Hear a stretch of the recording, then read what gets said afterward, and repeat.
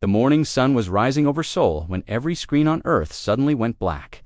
Then a voice spoke in perfect human language from every television, radio, and computer on the planet.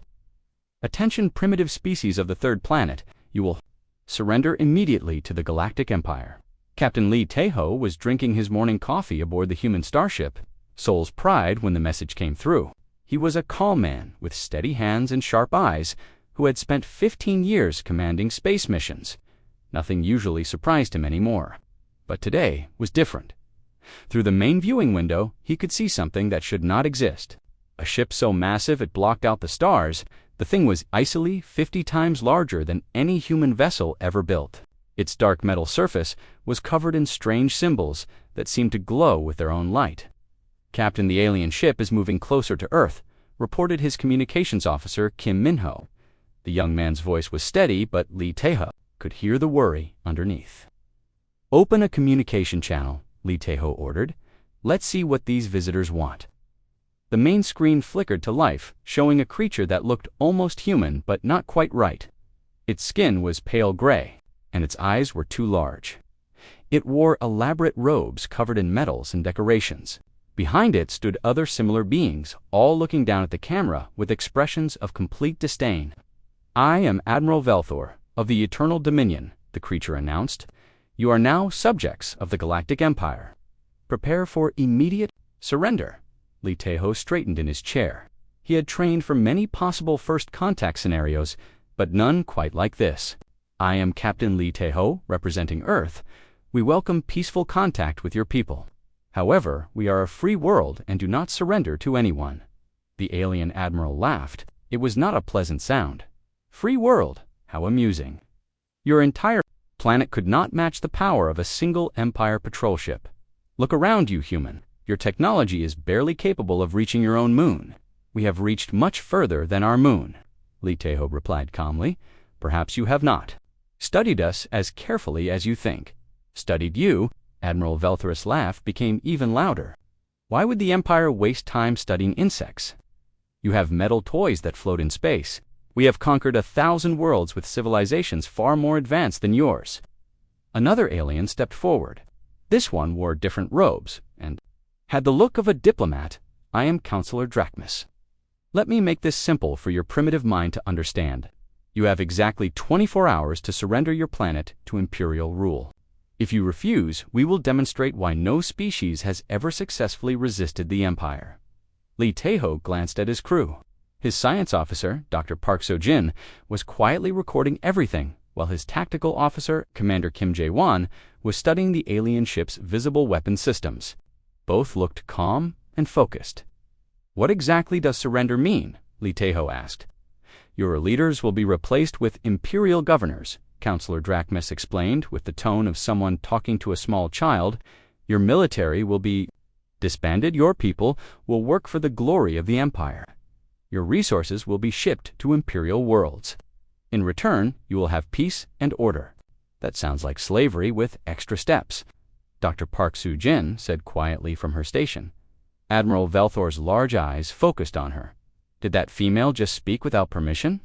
On Imperial worlds, such behavior would result in severe punishment. On Earth, all people speak freely. Lee Tae-ho said firmly. "Male or female makes no difference to us." "How barbaric. No wonder your species remains primitive. Proper order and hierarchy are the foundations of civilization." Dr. Park So-jin stood up from her station. She was a small woman with bright, intelligent eyes and a quiet voice that somehow commanded attention. "Admiral, may I ask how many species your empire has encountered that developed spaceflight independently?" "Hundreds, of course," Admiral Velthor replied impatiently. "And how many of those species developed it using completely different scientific principles than your own?" The Admiral paused, looking confused. "Different principles. Science is science. There is only one correct way to understand the universe."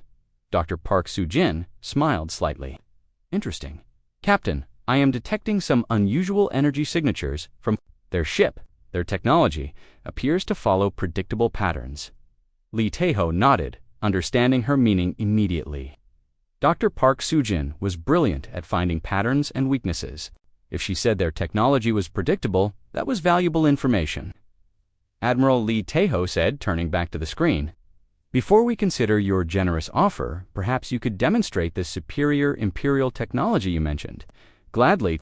Admiral Velthor's eyes lit up with cruel pleasure. Observe. The alien ship fired a single beam of energy that struck one of Earth's communication satellites. The satellite simply vanished in a flash of light.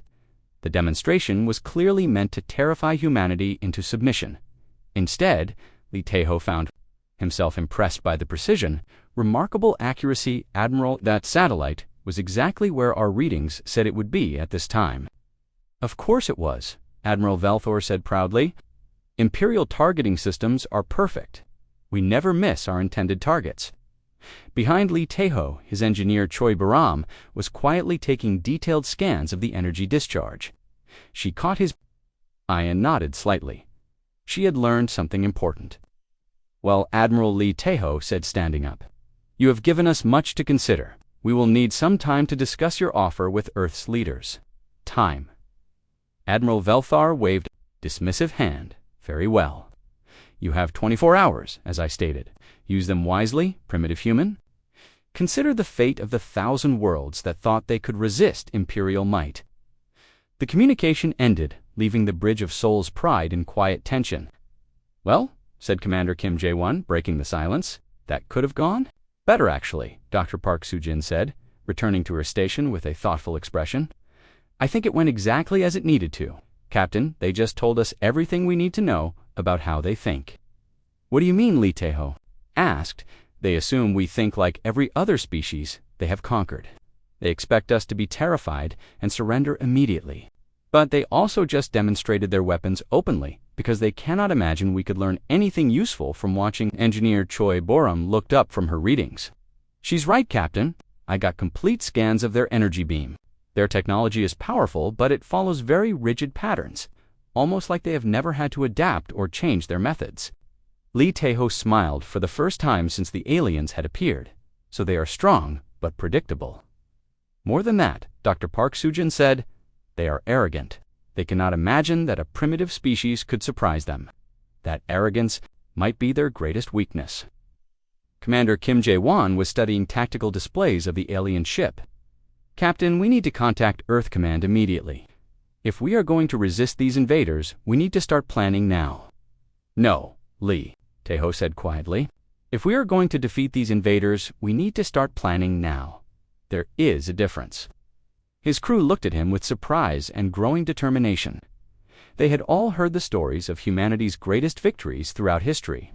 They were always won by the side that refused to accept defeat, even when facing impossible odds. The Galactic Empire was about to learn why humanity had never been conquered by anyone. 20 hours had passed since Admiral Velthor's ultimatum. Inside its command center, the Admiral paced back and forth with growing impatience. Still, no word from the humans, reported his communications officer. They have not responded to our generous offer of surrender. Admiral Velthor stopped pacing and turned to face the view screen showing Earth. The small blue planet looked so peaceful and helpless from this distance. Then we must teach them the cost of defying Imperial will. On the Bridge of Souls' Pride, Captain Lee Tahoe watched the Imperial ship's weapons charging up. All stations report, he ordered calmly. Enemy ship. Powering weapons, Commander Kim Jae-won announced. Dr. Park Soo-jin looked up from her console where she had been studying the aliens for the past 20 hours. Captain, they are following exactly the pattern I predicted. They want to destroy something visible to frighten us, but not important enough to end the war quickly. Boram, are you ready? Lee Tahoe asked his chief engineer. Engineer Choi Boram smiled from her position at the technical station. All systems ready, Captain. The new quantum field generators are operating perfectly.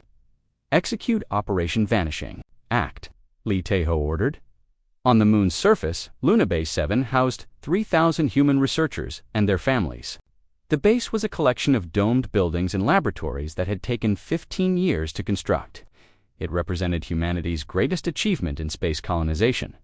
Admiral Velthor watched the target through his ship's sensors. Fire, he commanded.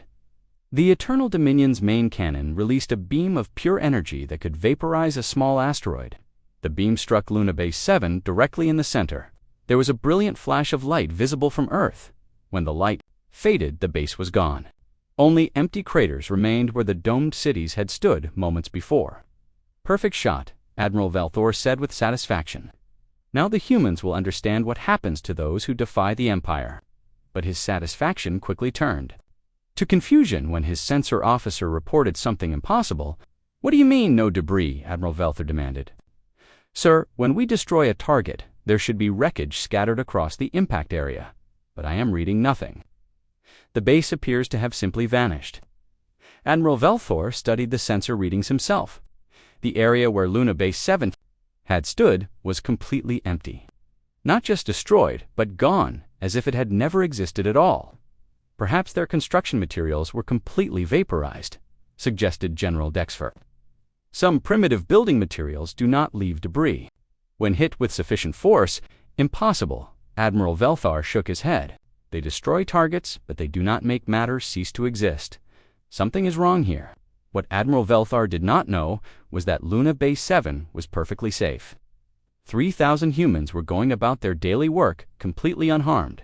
Engineer Choi Bjorum's quantum field generators had moved the entire base into a parallel dimensional space 1 nanosecond before the Imperial weapon struck. The technology was based on theoretical physics that most species considered impossible. Even human scientists had thought it was purely theoretical until Choi Bjorum proved them wrong 6 months ago. From her position on Sol's Pride, she monitored the hidden base's status. "All residents safe and secure, Captain? They don't even know they were attacked."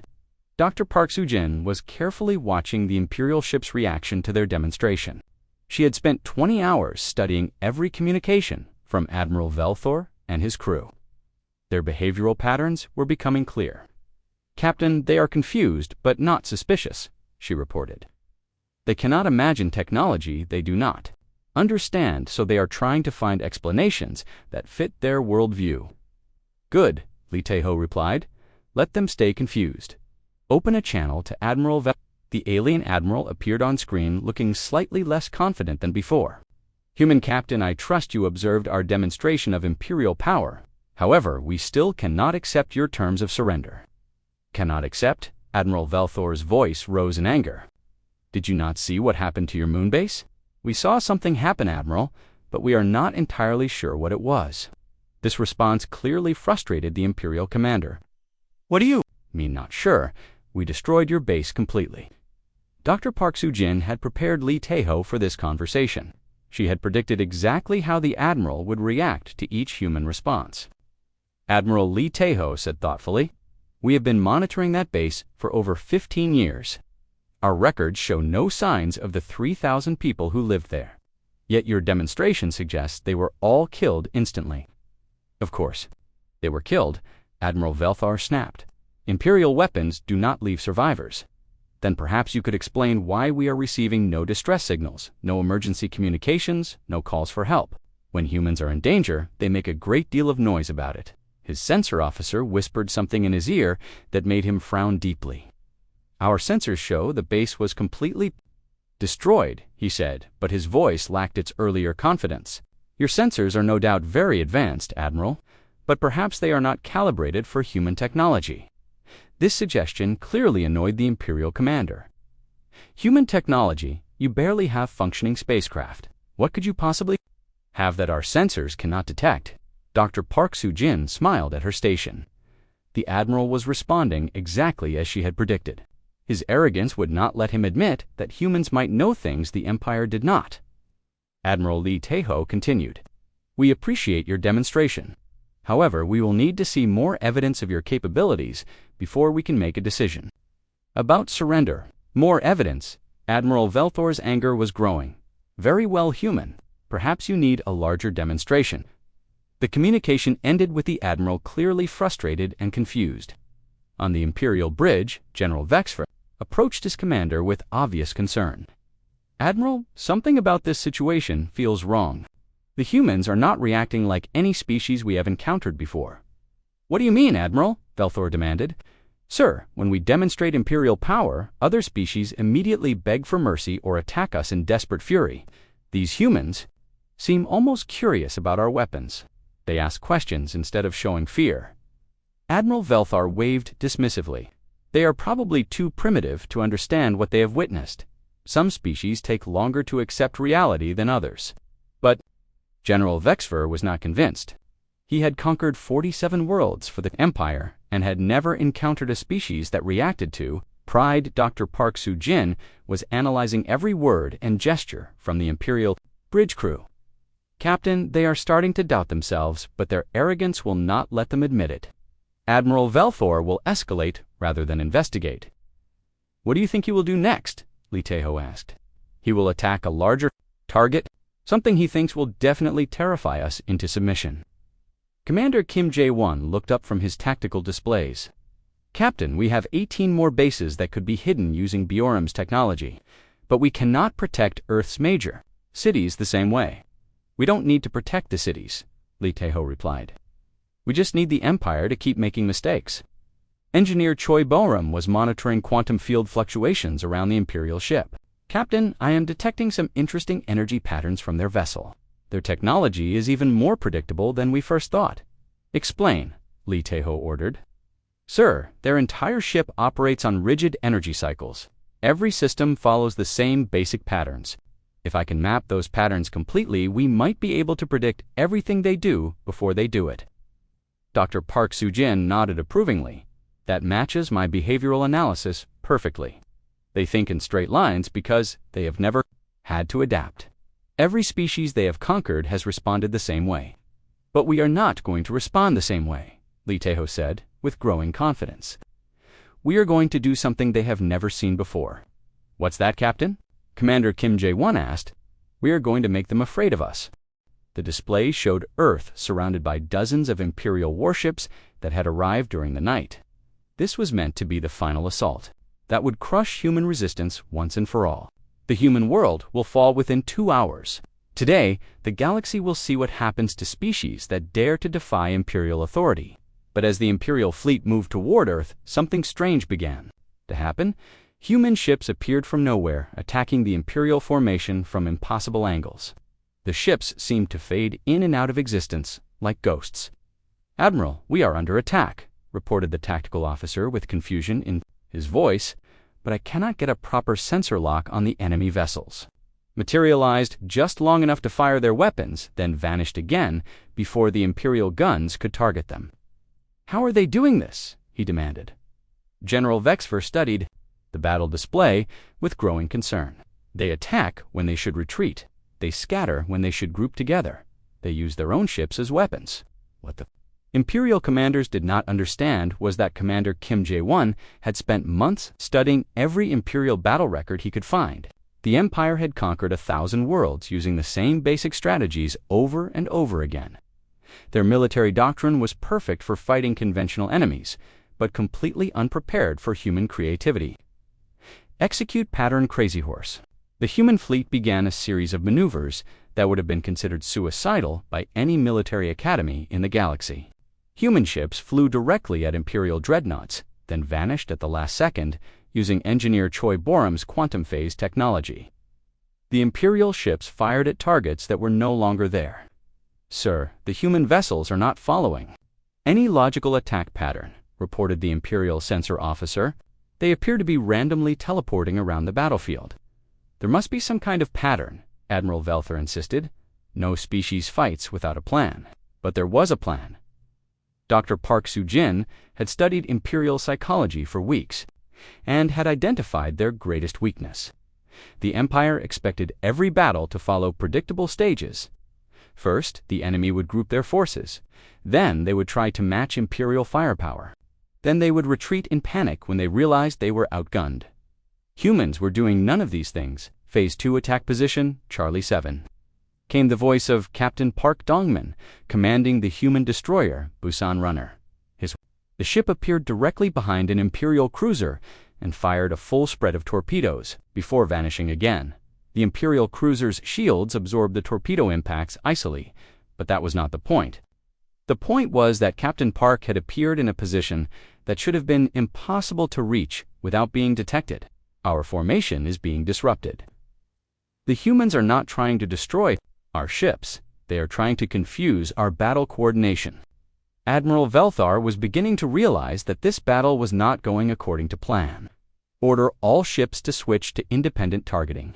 Each captain will engage the nearest human vessel. This command would have been devastating against a normal enemy. But Engineer Choi Bioram had predicted this exact response. She had been monitoring Imperial communication frequencies and had mapped their entire command structure. Kim They just switched to independent targeting.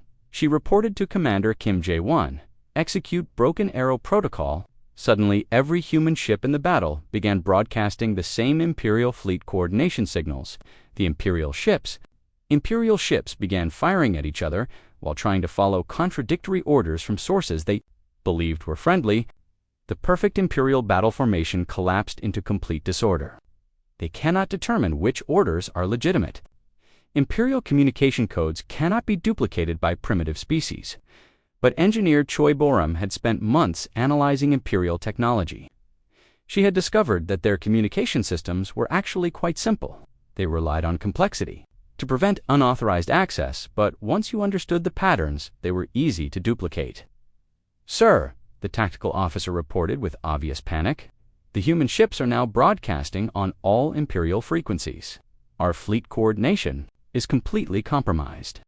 Order all ships to cease fire and regroup," he commanded. The human ships were not finished. Captain Lee Tae-ho had joined the battle in Seoul's Pride and was coordinating a maneuver that would become legendary throughout the galaxy. "All ships form up for the Hammer of Seoul," he announced on the human command frequency. What happened next violated every principle of space warfare known to the Galactic Empire. The human ships did not try to escape or regroup for another attack. Instead, they flew directly toward the center of the Imperial fleet and began spinning. "Sir, the human vessels are rotating at high speed while approaching our formation," reported the Imperial sensor officer. "They appear to be out of control." "Damaged ships," Admiral Velthar said with relief. They were executing a battle plan that combined ancient Korean military tactics with impossible physics. Their weapon systems, the result was energy blasts that could exist in multiple dimensions simultaneously. Imperial shields were designed to stop conventional weapons, but these attacks came from directions that did not exist in normal space.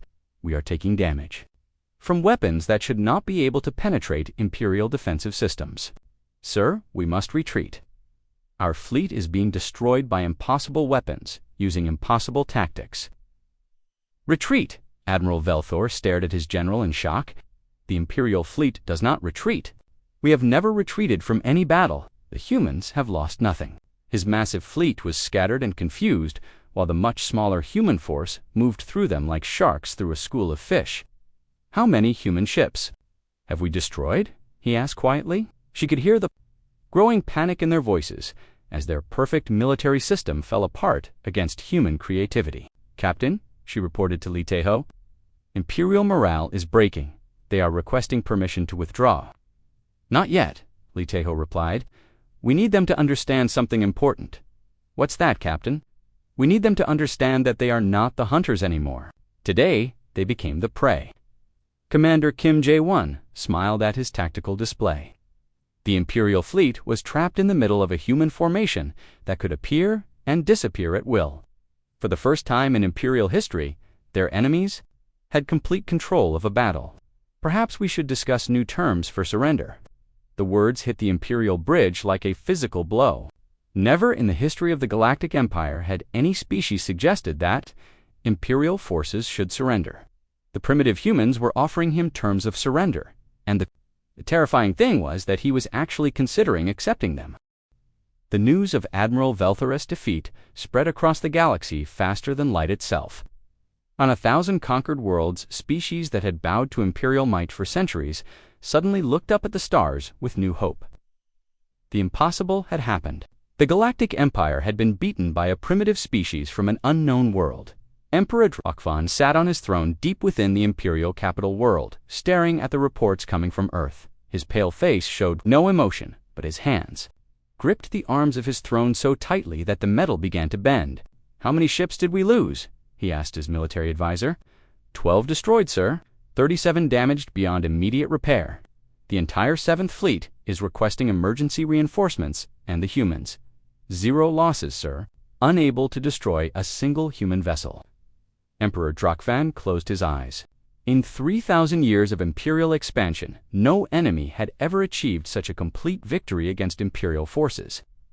Send the second and third fleets to Earth immediately. Crush this rebellion before it spreads. But it was already too late. On the mining world of Kepler-7, the slave workers had heard the broadcasts of human ships, dancing through Imperial formations like they were toys. Overseer Graltek found his workers moving slower and talking in whispers. Commanded cracking his energy whip. The Empire's strength is unchanged. But worker Jeblin looked up from his mining equipment with something new in his eyes. If humans can beat Imperial ships, maybe humans can teach others to do the same. Captain Lee Taeho stood in the communications center of Seoul's Pride, watching data streams from across the galaxy. Dr. Park Soo-jin had been monitoring Imperial communications for days, and the results were better than anyone had hoped. "Captain," she reported with excitement in her voice, "we are receiving contact requests from 47 different species. They all want to know how we defeated the Imperial fleet." "Are any of them Imperial spy attempts?" Lee Taeho asked. "I don't think so. The communication patterns show genuine desperation and hope. These are species that have been under Imperial rule for decades or centuries." Engineer Choi Borum looked up from her workstation where she had been analyzing captured Imperial technology. "Captain, I have finished studying their fleet database. You need to see this." Lee Taeho walked over to examine her displays. What he saw made him understand why the Empire had been so confident and why they were now so afraid. "They have detailed files on every species they have ever conquered," Choi Borum explained. "Battle plans, technologies, weaknesses, everything. But Captain, look at this." She highlighted a section of the database that made Lee Taeho's eyes widen. "They have zero information about species that successfully resisted Imperial conquest, because no species has ever successfully resisted," Dr. Park Soo-jin said, walking over to join them. "Until now." Commander Kim Jae-won entered the communication center carrying a data pad filled with tactical reports. "Captain, our intelligence network has been very busy. It seems the Empire has been keeping some interesting secrets from the galaxy."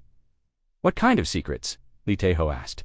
"The kind that explained how 12 species with space travel capability mysteriously vanished from the galaxy over the past century. The Empire claimed they destroyed themselves in civil wars. But they didn't," Dr. Park Soo-jin said, understanding immediately. "No, the Empire wiped them out completely because they showed signs of developing technology that might challenge Imperial supremacy. Captain, the Empire has been committing genocide on an industrial scale."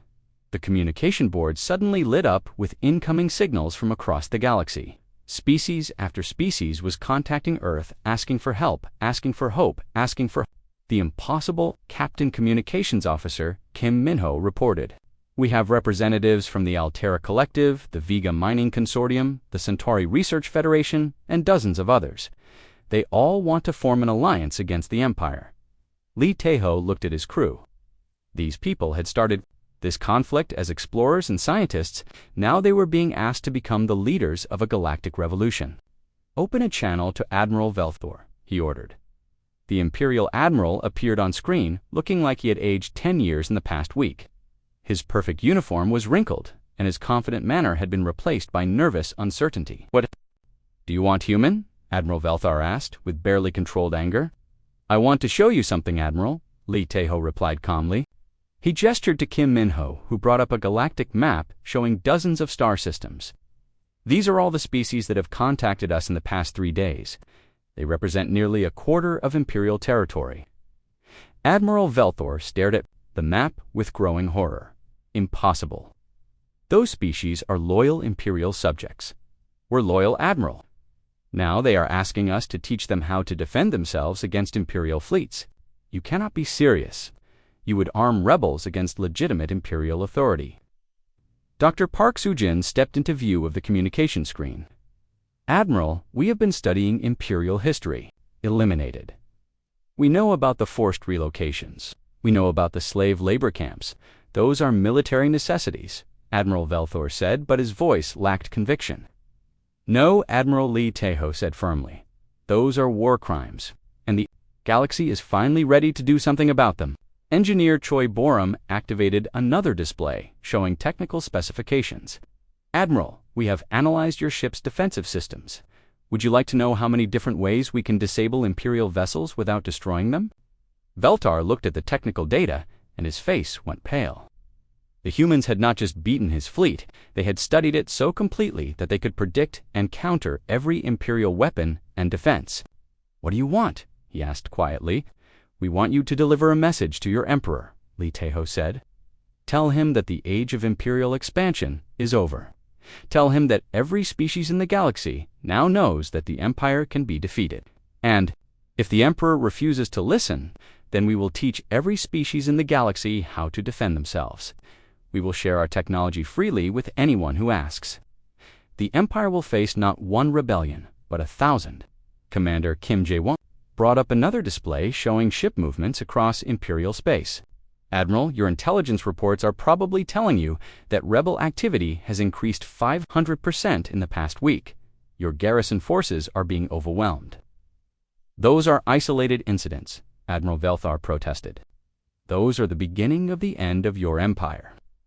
Dr. Park Soo-jin smiled at the Imperial commander. "Admiral, you trained your entire military to fight primitive species that would panic when faced with superior firepower. You face species that have superior firepower of their own." Admiral Velthor had no answer for that question because it had never occurred to anyone in the Empire that such a situation could exist. Admiral Li Teho continued, "We are prepared to offer the Empire terms for peaceful coexistence. But those terms require fundamental changes to how the Empire treats other species. The Emperor will never accept limitations on Imperial authority. Then the Emperor will watch his empire collapse as every conquered species learns that Imperial authority is an illusion." Engineer Choi Borum activated one final display. "Admiral, we have been monitoring Imperial communication networks for the past week. Shall I show you how many of your garrison commanders are requesting emergency reinforcements?" The number that appeared on screen made Admiral Velthor close his eyes in defeat. Nearly every Imperial world was reporting some form of rebellion or unrest. "You have 7 days, Admiral," Li Teho said. 7 days to convince your Emperor that the galaxy has changed forever. After that, we begin Phase 2 of our liberation plan." "What is Phase 2? Admiral Velthar asked, with dread in his voice. "Phase 2, Admiral, is when we stop being defensive and start being creative." The communication ended, leaving Admiral Velthar staring at a blank screen. Imperial History The Hunters had become The Hunted Dot, and somewhere in the depths of space, Captain Li Teho was already planning humanity's next impossible victory. 7 days had passed since Captain Li Teho's ultimatum to Admiral Velthor. The Imperial capital world of Dominion Prime had become a fortress of panic and confusion. Nothing but bad news. "Your Majesty," reported Military Coordinator Zexthal, "we have lost contact with 42 garrison worlds. The rebellions are spreading faster than we can respond to them." "What about the 2nd and 3rd fleets, Emperor?" Drakvan demanded. "They refuse to approach Earth, sir. Admiral Velthor has convinced them that human technology makes conventional attack impossible." Emperor Drakvan stood up from his throne and walked to the massive viewing window that showed the Imperial fleet surrounding his capital world. Thousands of ships representing the greatest military force in galactic history, yet somehow they had been made helpless by a single primitive planet. "Contact this human leader," he ordered. "I will speak with him personally." On Earth, Captain Li Teho received the Emperor's communication request while standing in the newly constructed Galactic Cooperation Center. Representatives from 63 different species had arrived on Earth in the past week. Buzzed with activity, as former Imperial subjects learned to work together as equals. "Emperor Drakvan wishes to speak with you, Captain," reported Communications Officer Kim Minho. "Put him through, but make sure all our new allies can monitor the conversation." The Emperor appeared on the main screen. He was taller than other Imperial citizens, with elaborate robes that showed his absolute authority. But his eyes showed the strain of watching his empire crumble. "I understand you wish to negotiate with Imperial authority." "Actually, Your Majesty," Li Teho replied calmly, "I don't think there is much to negotiate. Your empire is collapsing, and we are simply helping it fall more quickly." The Emperor's face darkened with anger. How dare you speak to imperial authority with such disrespect? I command the loyalty of 1,000 worlds. Dr. Park Soo-jin stepped into view, carrying a datapad filled with intelligence reports. Your Majesty, according to our latest information, you command the loyalty of about 300 worlds. The number decreases every day. Impossible, Emperor Drakvan snapped. We provide order and stability throughout the galaxy. You provided fear and oppression, said a new voice. Ambassador Kelra of the Altera Collective moved into view of the communication screen. Suppressed anger. Your Majesty, she continued, my people served the Empire for 200 years. We built your ships. We mined your resources. We died in your factories. Emperor Drakvan stared at the alien ambassador. In shock, you are Imperial subjects. You exist to serve the greater glory of the Empire. Not anymore, said another voice. Commander Hexter of the Vega Mining Consortium appeared next to Ambassador Kelra. Your Majesty, the humans have shown us something wonderful. They have shown us that we can say no. Drakvan found himself facing dozens of species that had once bowed to his authority. Now they stood beside humans as equals and partners. This is rebellion, the Emperor declared. Engineer Choi Bioram activated a tactical display showing Imperial fleet positions throughout the galaxy. Your Majesty, you are welcome to try. But perhaps you should know that we have been sharing our technology with our new friends. The display showed human ships working alongside vessels from dozens of different species, but these were not the primitive ships that had served the Empire. These were vessels equipped with quantum phase generators, stealth systems, and weapons that could strike from impossible angles. You gave them Imperial technology, Emperor Drakvan accused, gave them human technology. It's much better than Imperial technology. Commander Kim Jae-won brought up another display showing battle reports from across the galaxy. Your Majesty, your garrison forces have attempted to suppress the rebellions on 17 worlds in the past 3 days. They have failed every time. Failed how? The Emperor demanded. But what happens when the rebels have superior firepower? Dr. Park Soo-jin pulled up recorded communications from Imperial garrison commanders. Your Majesty, would you like to hear what your own officers are saying about trying to fight enemies? That can appear and disappear at will. The recordings played, showing Imperial commanders reporting impossible battles against rebels who used human tactics and human technology. The proud Imperial military was being systematically defeated by the very species they had once easily conquered. Stop, Emperor Drakvan commanded. What do you want from the Empire? Captain Lee Taeho walked closer to the communication screen. Determine its own future. And if I refuse to accept this new order, then your empire will continue to collapse until nothing remains but memories of imperial arrogance. Ambassador Kelra stepped forward again. Your Majesty, the humans have offered us something the Empire never did. They have offered us partnership. Instead of slavery, they have offered us respect. Instead of fear, added Commander Hexter, they have offered us hope instead of despair, said Representative Zulanin of the Centauri Research Federation. Emperor Drakvan listened to species after species explain why they were abandoning the empire that had ruled them for centuries. Each one spoke of human kindness, human generosity, human willingness to share knowledge and technology freely. This is impossible, he said finally. No species gives away power freely. Your Majesty, Ambassador Kelra replied, something the empire never understood how to make. Dr. Park Soo-jin activated one final display. Your Majesty, this shows the current status of every world in what used to be your empire. Green represents worlds that have joined the Galactic Cooperative. Red represents worlds still under Imperial control. The map showed a galaxy that was mostly green, with only scattered patches of red around them. Your Majesty, Captain Lee Taeho said quietly, you have a choice. You can join the Galactic Cooperative as an equal partner. Your people can learn to live in peace with their neighbors. Drakvan stared at the map, showing the ruins of his empire. 3,000 years of imperial expansion had been undone in less than 2 weeks by a species that refused to accept that resistance was futile. What happens to imperial citizens if I accept your terms? He asked. They become citizens of the Galactic Cooperative with the same rights and freedoms as everyone else, Lee Taeho replied, including the right to choose their own leaders. Would make me give up my throne. We would make your people free to decide if they want you to keep it. Engineer Choi Boram looked at her monitoring displays. Your Majesty, I should mention that several imperial worlds have already voted to join the cooperative. Your own citizens are choosing freedom when given the chance. Emperor Drakven closed his eyes. The empire his ancestors had built over 3 millennia was gone. Destroyed not by superior weapons or larger armies, but by a simple idea that every species deserved respect and freedom. I accept your terms, he said quietly. Captain Lee Taeho nodded with satisfaction.